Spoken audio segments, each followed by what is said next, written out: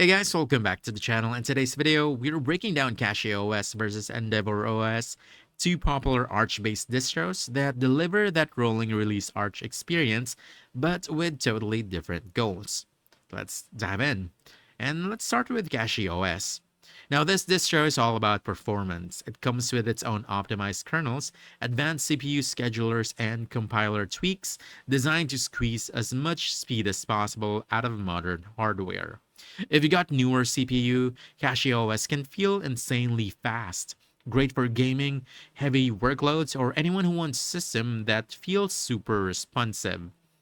You also get tons of customization during installation, like choosing your kernel or scheduler, so the system can be tailored exactly to your machine.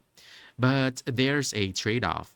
Those aggressive optimizations can make it a bit more experimental on older hardware, or in rare cases, you might run into odd bugs or compatibility issues you wouldn't see in a more vanilla Arch setup.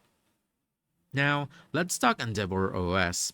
Now, this one focuses on being a friendly, accessible way into Arch.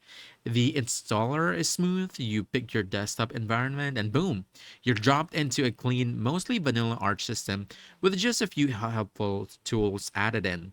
It doesn't push heavy optimizations or try to change the core Arch experience. Instead, it gives you a stable, reliable base that works well on a wide range of hardware. If you want to learn Arch and customize it yourself without dealing with a full manual installation, EndeavourOS is perfect. So here's the bottom line. If you want maximum performance and love tweaking your systems, you want to go with CachyOS. But if you want maximum stability and an easy path into Arch, EndeavourOS is the better choice. That's it.